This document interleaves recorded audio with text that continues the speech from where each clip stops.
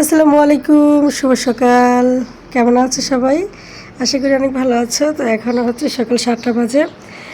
আর আজকে রুসাফির পরীক্ষা আছে 12টার সময়। আর এটা গতকালকে সব মশলা দিয়ে ফ্রিজে রেখে দিয়েছিলাম। তো তান্দুরিটা এখন আমি ভাজবো। তো রুসাফি তো আজকে ঘুমাই নাই, সকাল সকাল ঘুম থেকে উঠেই আজকে ও তান্দুরি খাবে। আর এটা অনেক বেশি পছন্দ। সেজন্য বলতেছিল যে খালামণি তুমি কখন করবা।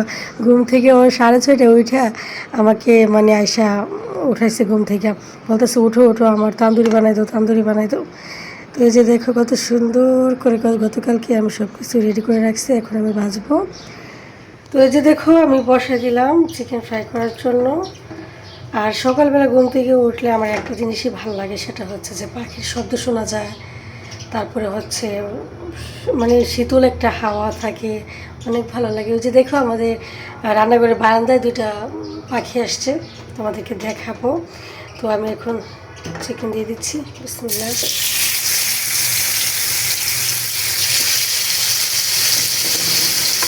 কখনো সকালবেলা আমি মানে চিকেন ফ্রাই করি না, সেটাকে তান্দুরি বলে রুসাফির ভাষায়।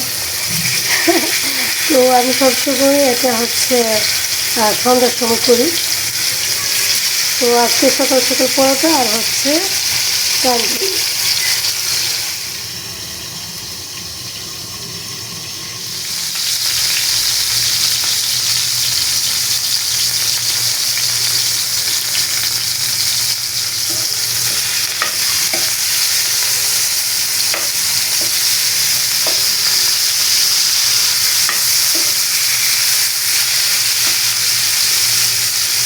অল্প আছে ভাজতেছি, যেহেতু আবার পুড়ে যাবে সেজন্য অল্প আছে আস্তে আস্তে ভাজবো।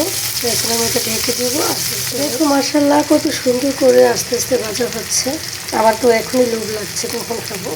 বাচ্চারা কি খাবে, আমি একাই খেয়ে বসে থাকবো। আমার খুব ভালো লাগে এটা, যদি বাচ্চাদের নামে হয়, কিন্তু খাই কিন্তু আমরা সবাই বড়রাও খাই। আর এই যে দেখো সকাল সকাল কত রোদ, বাতাস কম আজকে। এই যে হালকা হালকা বাতাস আছে আর অনেক বেশি রোদ, অনেক গরম। ওদিকে বাজা হচ্ছে আর এদিকে দেখো মুসাফির ব্যাগ গোছানো হচ্ছে। ওর তো 12টায় পরীক্ষা হবে, তো আগে গুছিয়ে রাখলে ভালো। সেজন্য মুসাফি গুছিয়ে গেছে, বাকিটা আমি গুছিয়ে দিব, বড় আম্মু দিবে। অল্প আছে আর অল্প তেলে কত সুন্দর ভাজা হয়ে গেছে, দেখছো? মাশাআল্লাহ অনেক সুন্দর হয়েছে। তো এখন তো ভাজা শেষ, এখন আমরা কি করব, খাবো, তাই না? বলো বাবা, বলো খাবা না? রোজাই খাবা? তুমি তো খাইতে পারবা না, তুমি ছোট্ট মানুষ। এই তো আমাদের সকালের নাস্তা তৈরি হয়ে গেল। এই যে দেখো তান্দুরি নিলাম, তারপরে হচ্ছে পরোটা নিলাম, ডাল নিলাম। এখন আমরা খাবো। তো তোমরা সবাই অনেক ভালো থেকো, সুস্থ সুন্দর থেকো। আজকের মতো এখানে বিদায় নিচ্ছি, দেখা হবে আরেকটি নতুন ব্লগে। আল্লাহ হাফেজ।